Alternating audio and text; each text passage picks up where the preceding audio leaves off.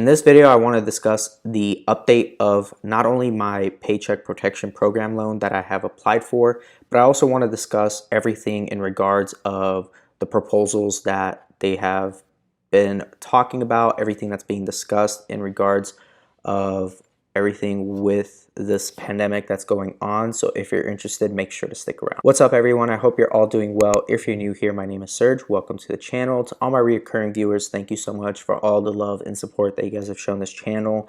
And without further ado, let's go ahead and actually jump into the topic of this video. Now, yesterday on April 24th, 2020, I did release a video. If you guys have not watched it, feel free to go watch it.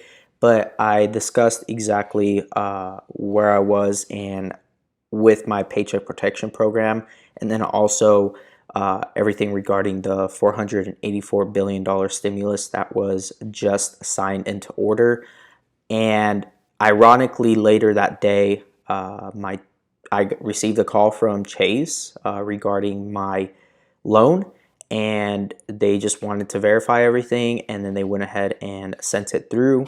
I asked if they would be dispersed or what the turnaround time would be for the funding, and they said that Monday is what they're looking at as far as the money being dispersed.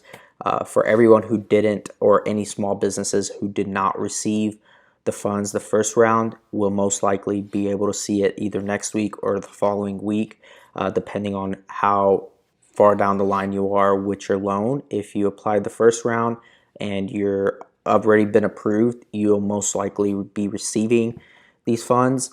And so make sure to comment down below where you guys are with, if you've already received funds. If you have not received any funds, feel free to comment down below.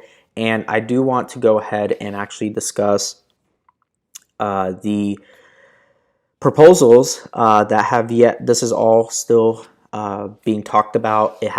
Nothing has been confirmed as far as these three proposals that they have been talking about. And the first proposal that they have going on is the emergency money for the People Act.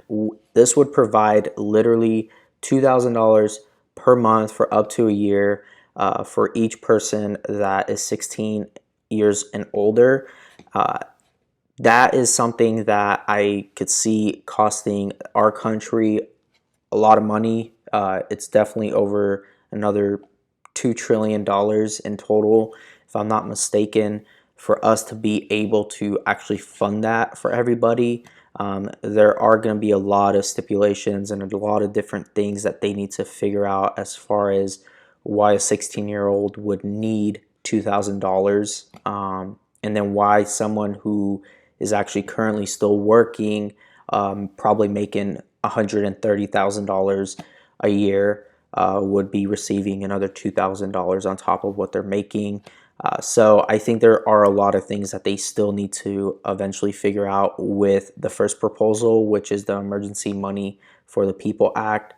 So we'll definitely have to see how that goes. I think personally that will help families who have loved ones in care homes like myself, or like my business, to help supplement for any expenses in that nature.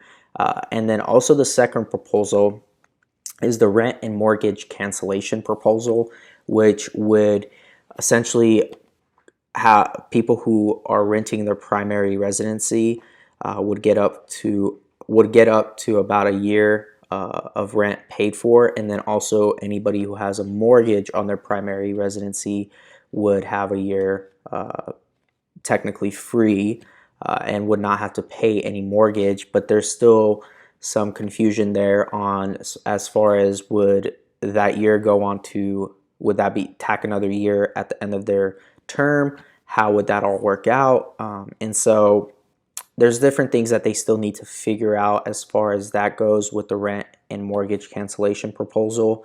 I know that they're still talking about it all. That one most likely won't, from my perspective, pass, just because it wouldn't be fair, because there would be people who are renting $50,000 homes who would technically get up to a year free in rent and then possibly even mortgage.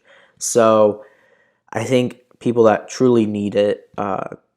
Like I said, I think there's a lot of different people who would qualify and a lot of people who wouldn't qualify, especially if they still have a job and still able to afford their mortgage or rent. So I know there will be a lot of things that they still need to regulate as far as that proposal goes.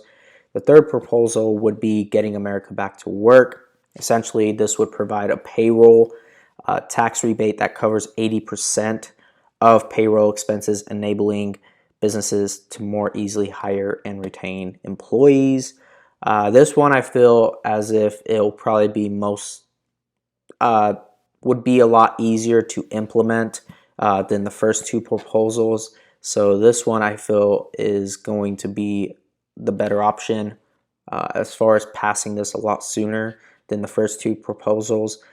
So there is going to be a lot of things changing constantly, and there's a lot of people on the internet currently talking about everything that is going on with the stimulus checks. And also, there's a lot of issues as far as the IRS, their whole get my payment option that they have that you can go log in, put in your social security, your address, and your zip code.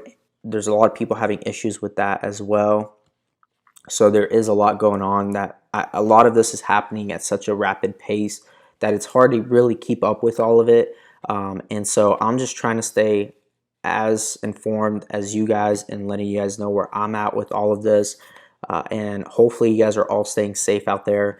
And again, thank you for all the love and support that you guys have shown this channel. I definitely greatly appreciate it. If you have not yet, feel free to hit that subscribe button for me, hit that thumbs up for me, that like button, and I will see you all in the next video. God bless.